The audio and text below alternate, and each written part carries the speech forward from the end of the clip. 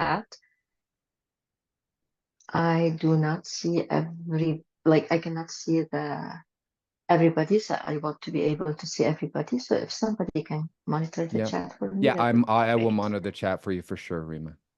Okay, thank you. Awesome. So good to see some familiar names and faces. That is absolutely wonderful. I'm really happy.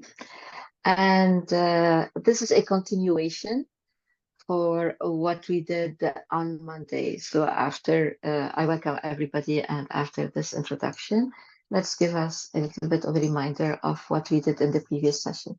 So in the previous session, we explored the use of fiber graphs within the educational landscape. And this morning, when I was just like waiting for our session, I was hoping that I could work on this. I'm hoping to make it like a bookmark, right? Like I'm going to connect it to my book and mark my book with it. It's getting stuck because I stopped. So before we go on, anybody wants to share with us any piece of fibercraft that they were working on at all? Something that we worked on since last session, probably, or if anybody was interested in learning a little bit more about finger knitting. Right now, I'm finger knitting as well, but using only 2 fingers. I do this a lot in meetings. Christina, anybody, did you work on anything after our sessions? Do you want to show us anything at all? And that's okay if you did not, just wondering. I actually shared with my students last night about the session on Monday, because I was doing a lot of talking about history of computing, and then Mhm. pushing them back towards the Jacquard loom, and discussing that. That's what I was talking about on Monday, because I think it's really important to show my students and model that I keep learning. I keep doing different things and looking out and sorting, how I can find other venues to meet new people and learn. So yeah, I brought our session up last night in my class. Thank you so much. Anybody's working about on anything with their children, their siblings, other than students, anything, crochet, knitting, Christina in the weaving. chat, she bought some yarn yesterday. Oh my gosh, Christina, I should show you how much I have. And these are just like some, and I color coded them. And I'm happy that I am in my office. So under my desk, under my weaving desk, I have like 5 baskets of these. And they are all color coded. And I keep buying and I keep just like playing with them. And sometimes I just like do it and I undo it. And it's so much fun to do. It's like going But by a thank you. bookstore and buying Uh, books. And Vivian says, "Oh, I altered a skirt to make it fit better." But dot dot dot. awesome. And so after we talked about our fiber crafts or arts, I want to show you my tapestry. So I told you about it last time, and I showed you a picture of it last time, but I covered it so that it doesn't get, like it doesn't get dusty, but I'm very proud to show it to you. So making it allowed me to engage in an embodied way of knowing while I was working on my doctoral research, and this made me want to do more and more of that. So can't wait until I dress the loom again and I start my new tapestry. And I'm going to write a book about it called Reflexivity Through Weaving. I have some of it written, but the other I'm going to continue to write about it. And this is what transformed me into the researcher weaver and deeper learner that I have become. And which brings us to today's topic here, which I'm going to show you. And that is the move from deep learning to deeper learning. So we are going to talk about the role of deeper learning in the age of deep learning. And next Monday, hopefully, we'll discuss deeper learning and reflexivity. And I'm giving you just like a little bit of a preview right now when I said like reflexivity through weaving, right? Because I experienced reflexivity through the symbolism and practice of a fiber craft, particularly weaving, which I really immersed myself in for over a year. This picture that you see here is a picture that I snapped after the early days of my weaving. I had spent a full night actually Wow. trying to weave the first section that you see right here, and I was trying to teach myself weaving and I unweaving until I got so tired. And I was like, I really need to document that. And I snapped this picture and I'm just showing it to you because when I was doing this, I had no idea how this is going to turn out. If I was able to do it, if I was able to continue it, and halfway through it, I just wanted to give up and not to continue. So just to tell you that some of the qualities of deeper learners is persistence as well. And at the time, I was just following, as I said last time, a thin thread of curiosity to discover a meaning of a quote. Little did I know that this is going to take me down the path of deep learning, what I really refer to as deeper learning. But let's talk about deep learning first.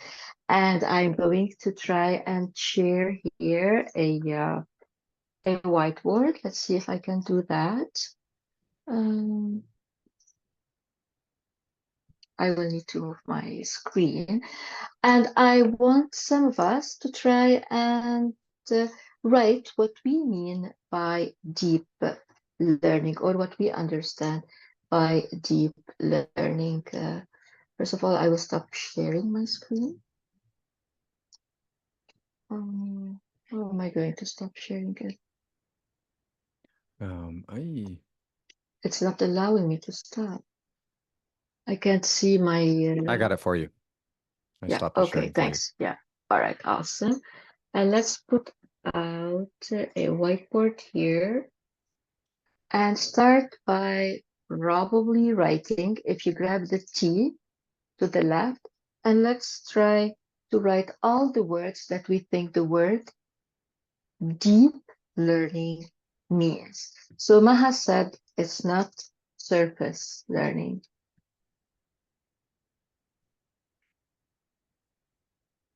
What else? You can just grab the T and write not surface learning. So she also thinks that it is being motivated to keep going beyond the required. I'm just writing them here. So we seem motivated to keep going beyond required. Oops, the whiteboard disappeared, at least for me. Yeah, it disappeared for me too. But we can bring it back. Here we go. No, I can't bring it here. I think one of us must have clicked on something. It's possible because we can all, Yeah. it's collaborative. Yeah. Okay, all right, so let's see if we can you bring it? Because I think it's you're our host. I can't. I'm not seeing the, oh, there, the whiteboard, existing Yeah, the same. whiteboards. Yeah, the existing whiteboard that Oh. we're all right, so it means when I really start to understand something and realize all the difference, okay, and we can keep writing in the chat, or we can just like open our microphones and say what this means. Intercontext connectivity. I like that, Heather, because of course I learned that when I was doing my weaving, that it's made up of I'm gonna separate. create a new one because it's not showing me the one that was there.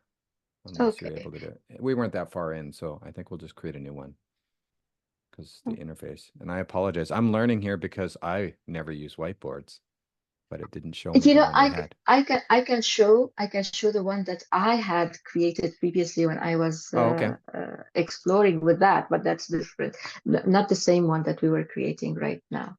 Okay. So we said some beyond surface. Type what they had before. Beyond surface and motivated. And don't mind my spelling. I know. I think Maha said not surface learning. Yeah, not surface. And motivated, I remember. I wrote metacognitive, just helping for those yeah, learning that stays writing with you and you can apply, of course.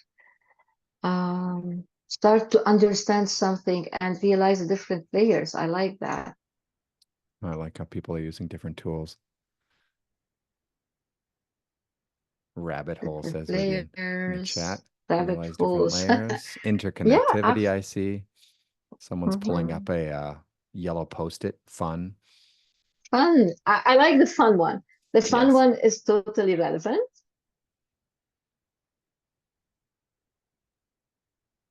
Okay, I'll give us like a few seconds to write a little bit more before we say what it means. I like the little scribble there down in the middle. Looks like someone's experimenting with tools in the whiteboard. I so rarely use this. This is fun. You know what we can do as well? I'll tell you. We can grab a smiley or whatever emoji, and if Mm-hmm. we like something, and I'm going to do that next to fun, and I can put it as a sticker right here. Ah. And And I love Yasser in this the chat, interaction. learning that is engaging. I'll type that out actually here. Yeah, learning that is engaging. I love this one. I'm going to give it probably a bit of a heart here. I like the heart. Thank you, Anything Yasser. anybody would like to add? But you never told me in which context you are thinking of this type of deep learning. Of the learner, not the tool. Learner, not the tool. Is there a difference between the learner and the tool? Are there multiple ways of using the word deep learning? If I write a paper right now and I say this paper is about deep learning, who you think is going to read it? All the tech bros. Aha, why is that? It's the buzz. So you'll Yeah, alienate those of us that don't want to read about it and get other people excited that are all excited about the buzz. okay, so And using mainly whiteboard is so cool. Yes, indeed. I like that, Anna. Thank you so much. Yeah, it's collaboration. Look at it. It's messy, but it's all of us putting it together. Lifelong, I think somebody tried to write with the life like deep Like deep state state. under. Okay. Create, More meaning. creative. Oh, wow. Okay, I'm going to put a big heart next to the creative because I love it.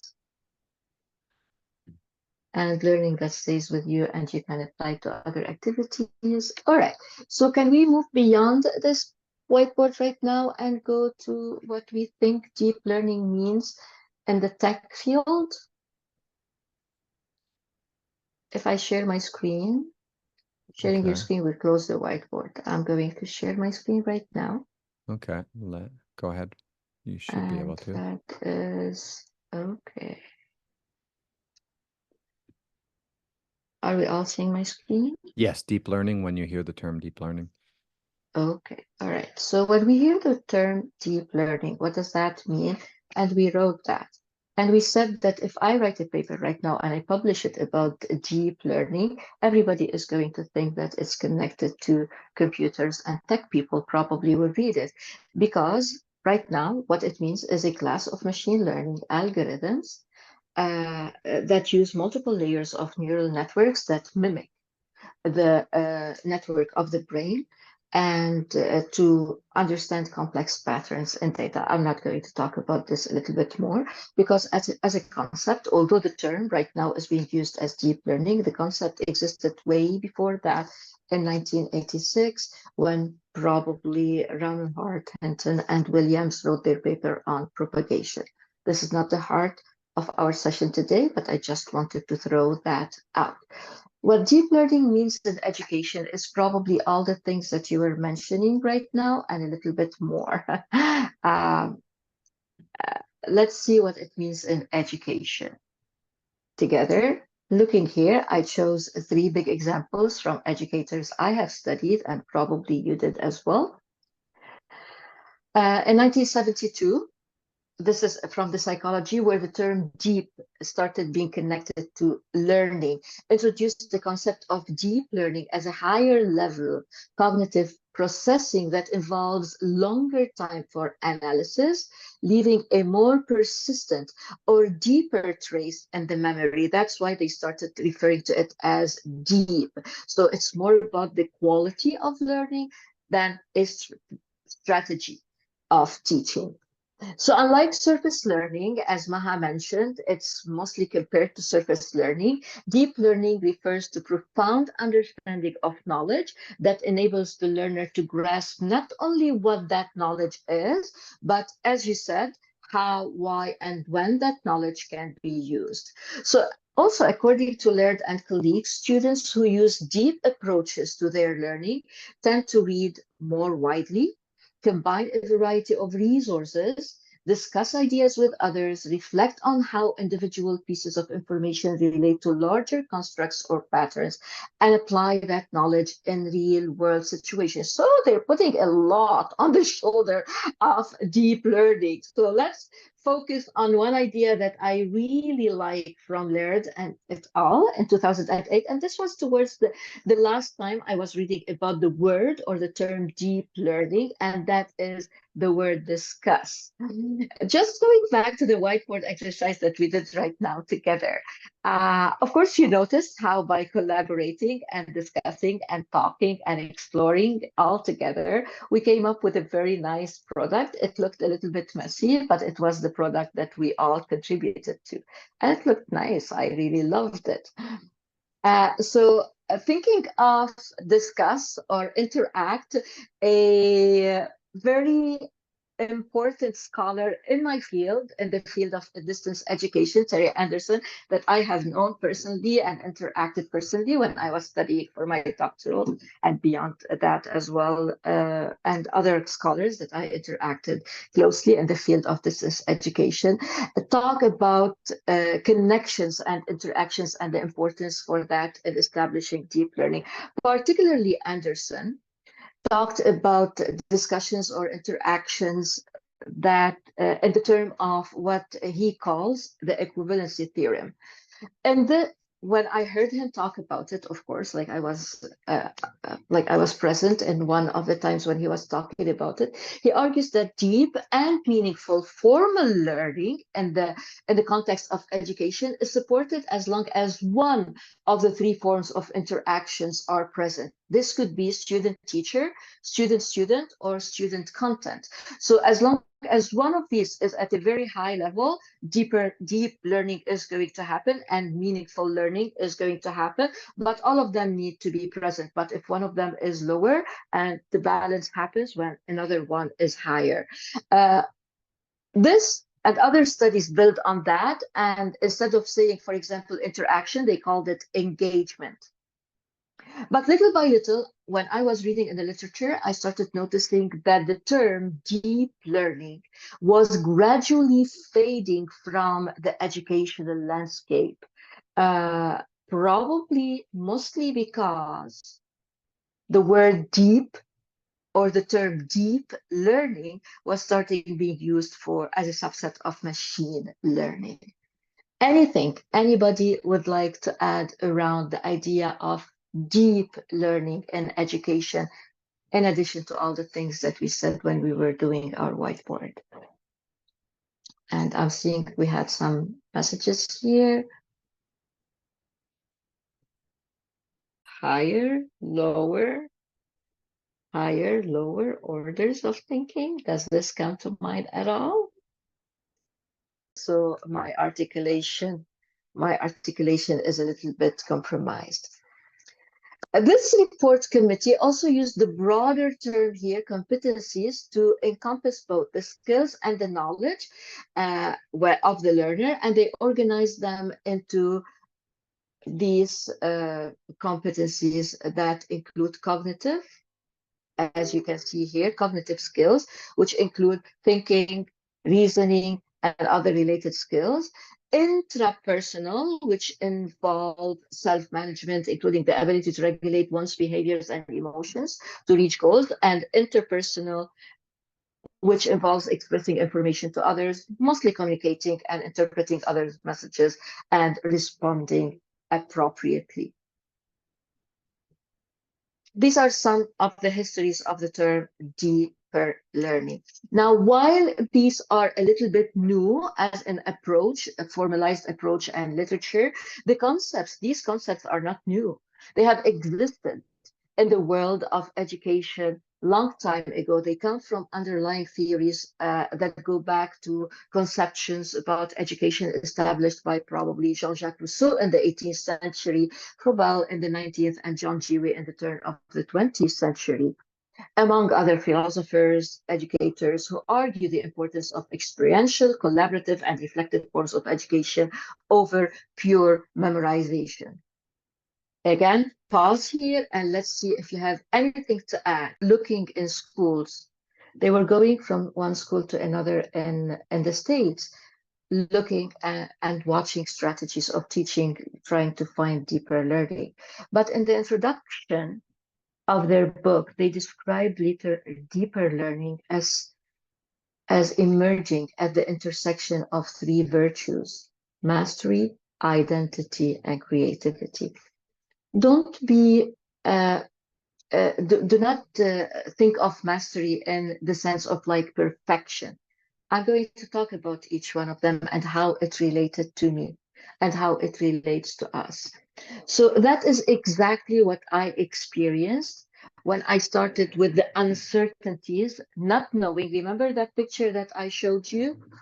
I spent probably, I don't know, like the whole night trying to figure out how to leave this suit here, weaving and unweaving. I was so doubtful, so uncertain. I don't know what to do. I'm not a weaver. I'm a teacher. I'm an artist. I can draw, I can knit. I don't know how to weave. I watch YouTube. I teach myself. I ask, I read, I do everything. And then I was very ready to give up. I thought, and you can read this in my dissertation, I'm not making it up. I made a picture of what I wanted to weave. And I was like, you know what? I can finish my dissertation with only the picture and say, okay, I tried to do this one. I was totally ready to give up until I found that. And I started thinking, what does this mean to me?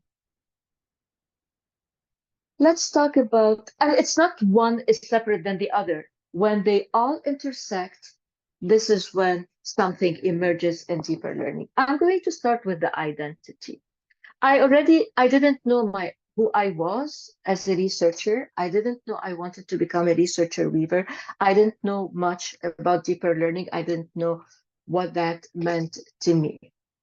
But then I started looking at the word identity, and this is what you talked about, Ken. And this is what is important to your students, their identity, who they are.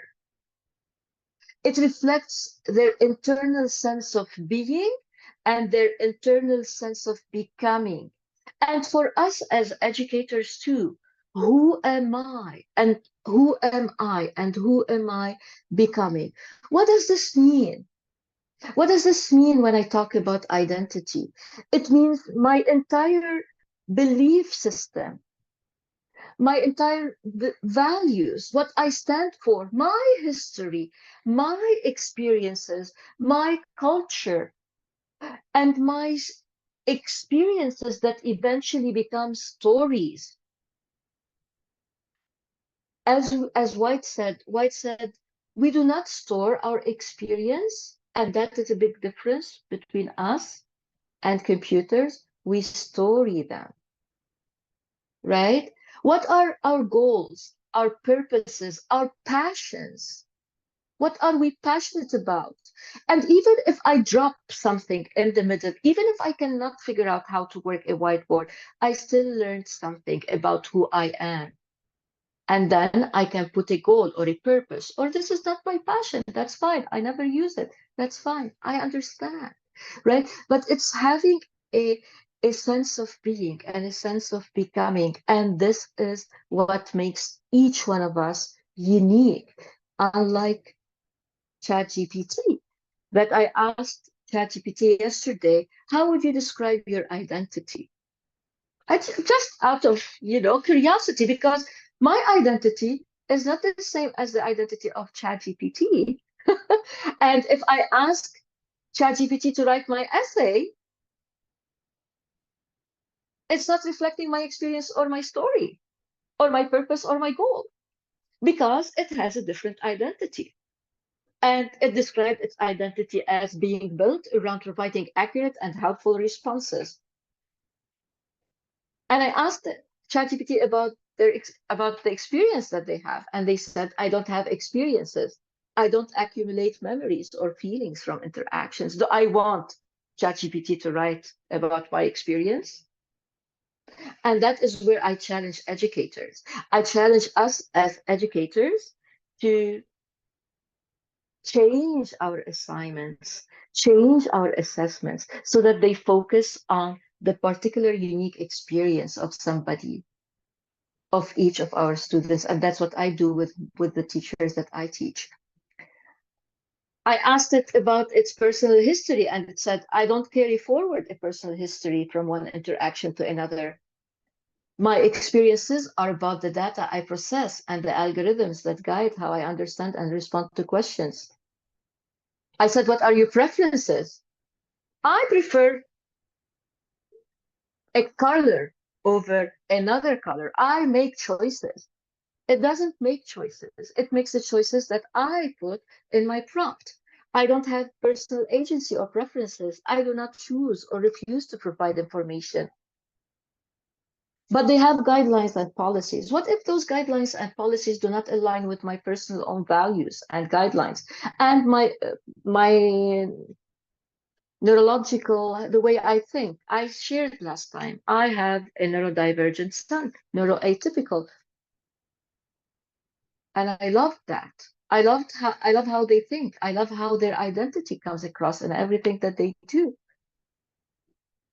And that is who they are. And that's what we want to nurture in our kids, in our students, and the people that we educate to become educators.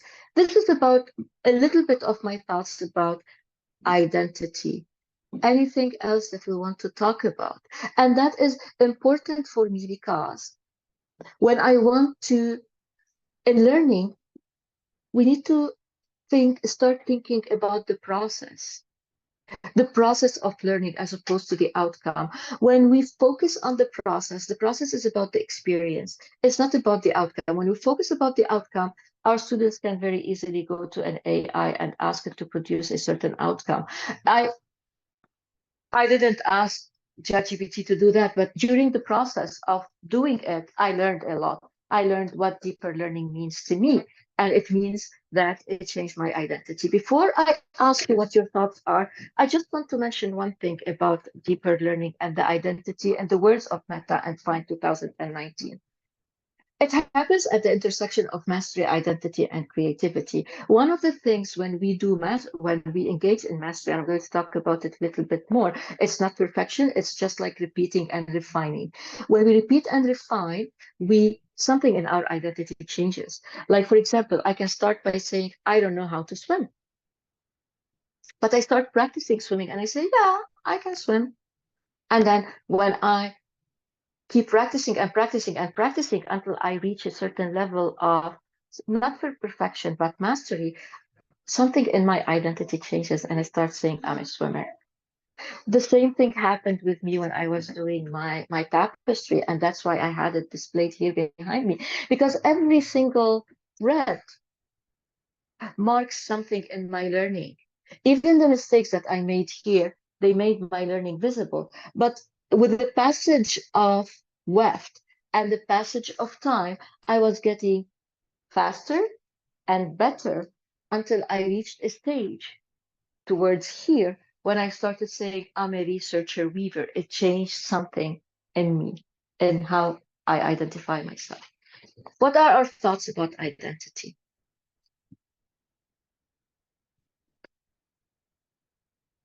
I'm trying to weave in that we're recording and make sure I'm kind of getting the slides, thinking about how someone would interact with our recording of this that is missing key parts. So I'm recording now. So Yeah. just letting people that are watching the recording, there's a lot of conversation going on in the background, but we're pausing during the recording for that. Thank you, Yasser. And thank you, Just let me know he Vivian. was dropping off. Yeah. Um, we said identity, mastery, and creativity. I just want to say one more thing about mastery, although I gave the example, is that it gets better with time. Mastery is connected with practice and time. And the notion of deeper that I really, really love is that it never ends. It's like an ever evolving spiral. And that notion that I understood, I actually wove it, and this is what I was trying to do. I showed you a picture that I failed to do it. I wove it in right here because as it's like an ever evolving spiral. And somebody looked at it and they thought that it was a child, mom, and dad, but actually it resembles our growth that happens through time and through practice. So I just wanted to mention that about mastery and not, it's never perfection because there's always more and the notion of deeper and not necessarily it's always evolving. Now, where does creativity come into play here? Again, start not knowing, become a little bit better, changes our identity, become a little bit master, grow, and we start being just like creative. It's like learning music. You start practicing, practicing, and then you start doing it faster, doing it slower, adding a bit here, a bit there. And this is when I started being creative and leaving notions that parts that are not woven, like this eye here, because I was trying to convey the idea of keeping your eyes on what's yet to come.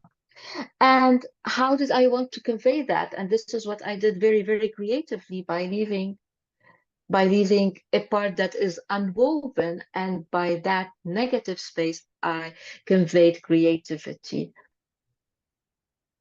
Mhm. And creative, is there a difference between creativity and generative? And that is, again, coming from a sense of understanding what we as humans can do and what computers do. And in our creativity, we use imagination or original ideas to create something unique or reflects something that's relevant to us. It doesn't have to be unique, but even when I follow a certain, if I'm doing crochet and I'm following the numbers and the patterns, just the mere act of using my own hands and the tension of my hand, it's going to be unique. It's Yeah, I going was to be thinking unique. about that. Yours is going to be different than mine because the way you do it, the way, It's how going much you to be pull. unique. Exactly. Even when I'm knitting, I would be knitting a sweater. If my mom takes it and starts knitting, it shows a line. And that's the difference in how much the attention that we put. So remember, creative is also related to your uniqueness, your unique fingerprint, right? And it's not like generative. Generative, it's something that is produced and from existing content. It's rearranged differently and presented to you, but it's taking from something that already exists. It's not using imagination, it's using different connections, it's generating. Of course, like when we talk about creativity, it's related a lot into arts, but it can be also into anything that you want to do. Um, And of course, generative AI models, they create images based on learned patterns and not on their sense of identity. And I think I'm going to stop it here. Okay, and I will stop up the recording then, if that And makes anybody sense. has any final comments before we drop? Like I got through half of my slides actually.